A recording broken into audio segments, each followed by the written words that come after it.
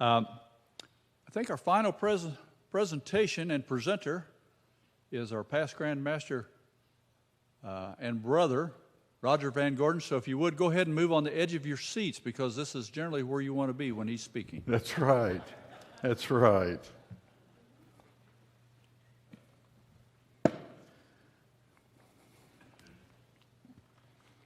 Got to find that point in the center here. Yeah, I was at break time. I was going through my phone, right? I admit I am tied to this thing. My wife Patty's got this meme. Shows a guy getting out of his coffin saying, "I forgot my phone." She thinks it's hilarious. She sends it to me every now and then. But I was reading the news, right? And the Russians are still in Ukraine. There's a new scandal out of D.C.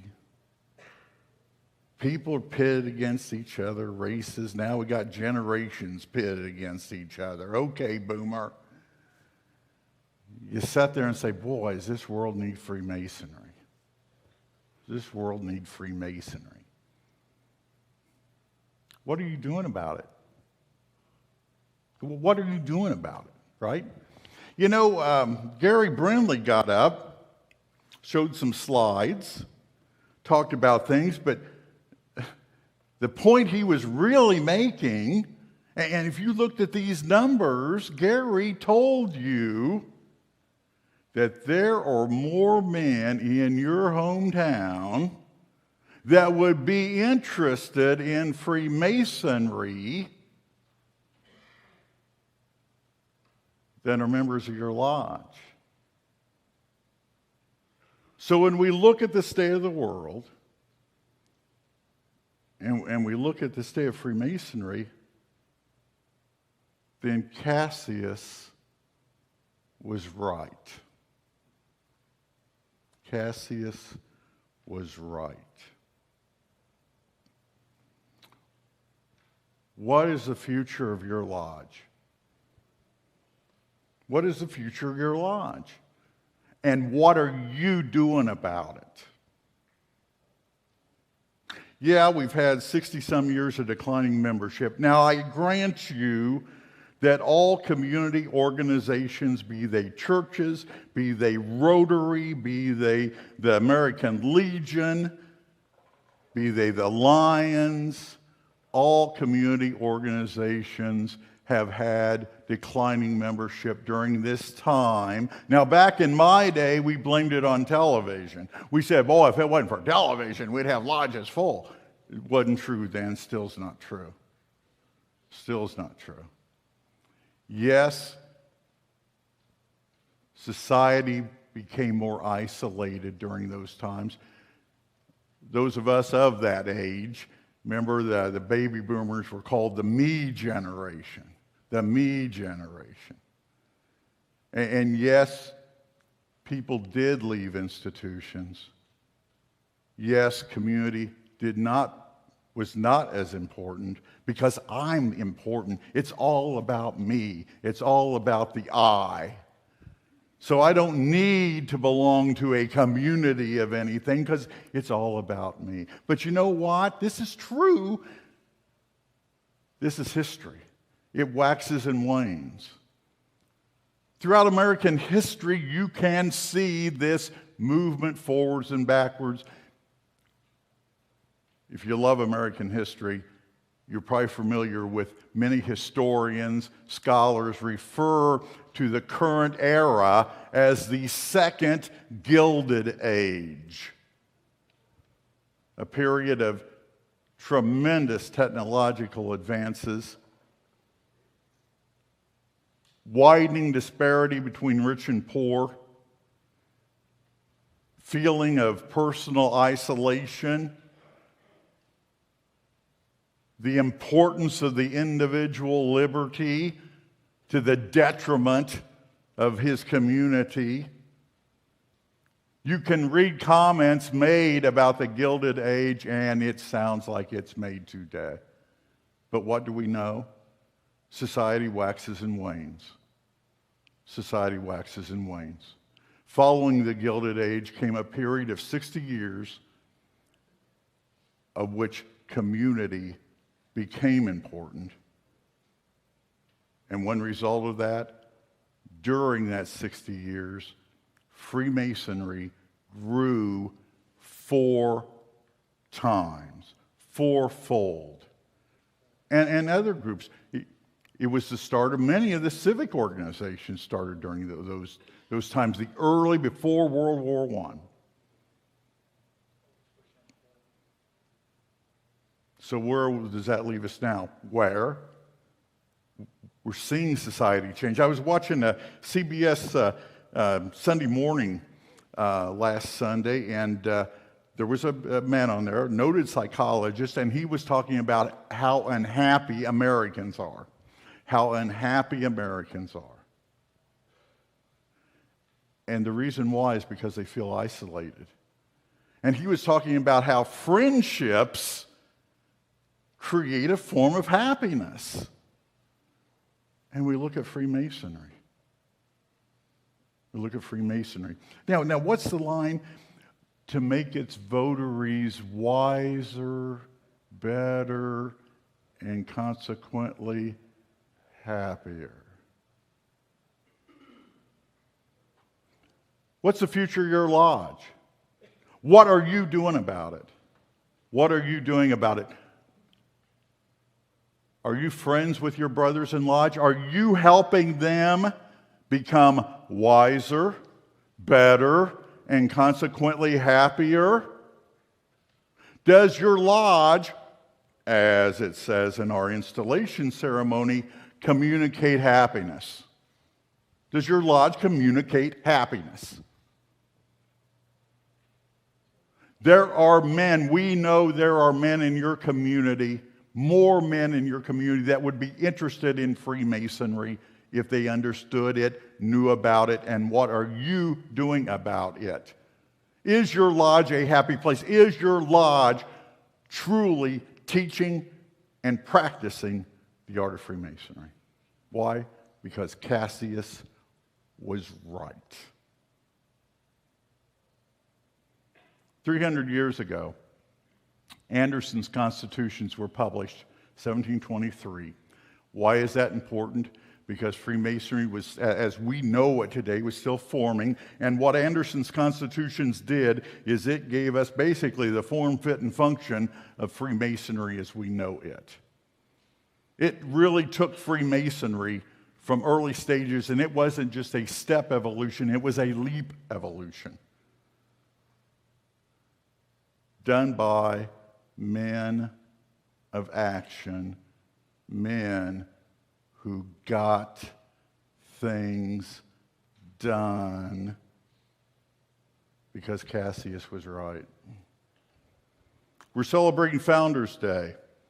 When the lodges here in Indiana, primarily southern Indiana, of course, came together at Madison, a group of them had met at Lexington the previous summer at the Grand Lodge of Kentucky and said, "Whoa, we should have a Grand Lodge in Indiana."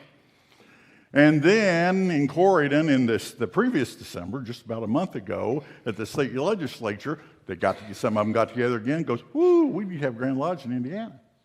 A few weeks later, they decided, for whatever reason, to hold it in January instead of wait until the warm weather.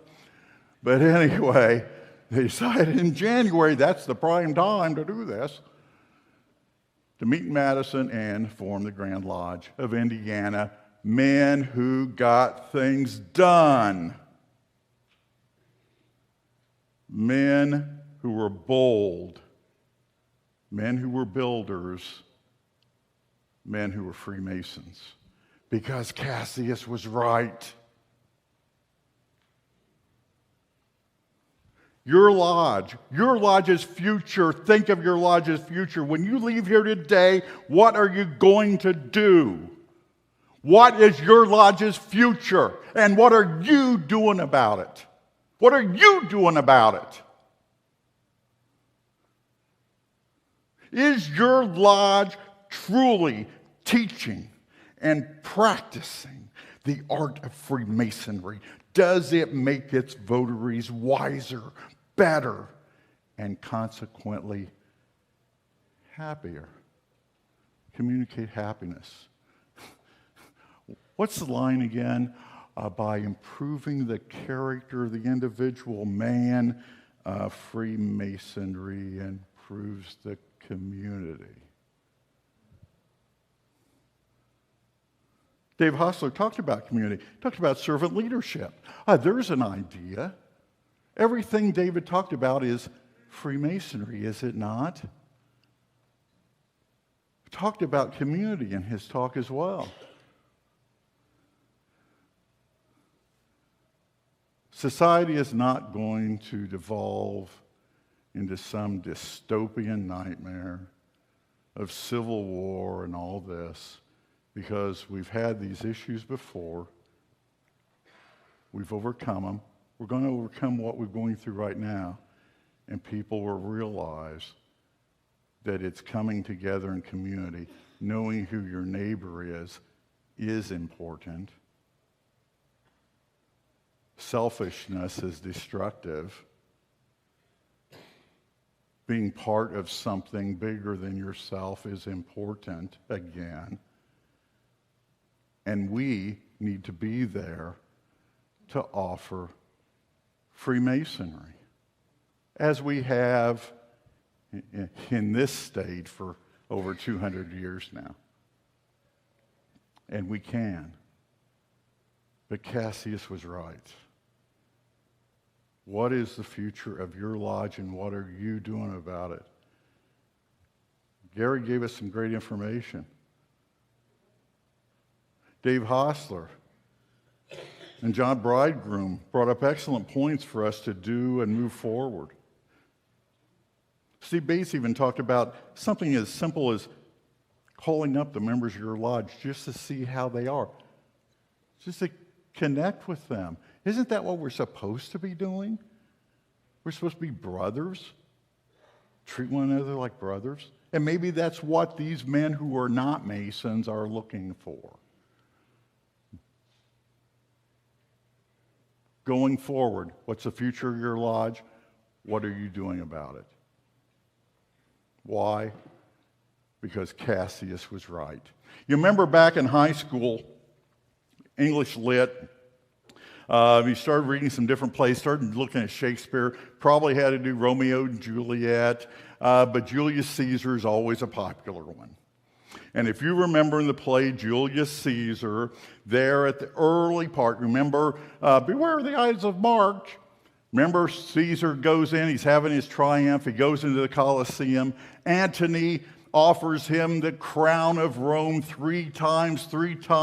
Caesar pushes it back, and the whole Colosseum just swoons for the greatness of Caesar. The whole time, Cassius and Brutus are there on the mezzanine complaining. Well, honestly, they're not complaining, they're whining. They're whining. And they're whining, asking, why is it that Caesar's the great man and not one of them? Why Caesar? And then they start telling each other stories. A time when they jumped into the river Tiber with Caesar, and Caesar was afraid he was going to drown, and he was screaming, and how could a man like that be this great man? And then they told him, well, I remember a time he was sick, and he was sobbing over his illness. How can that be the great man? Why Caesar, not us? Is it luck? Is it the gods? Why Caesar, not us? And then Cassius tells his immortal truth. And he turns to Brutus and says, at times, men are masters of their fate. The fault, dear Brutus, lies not in our stars, but in ourselves.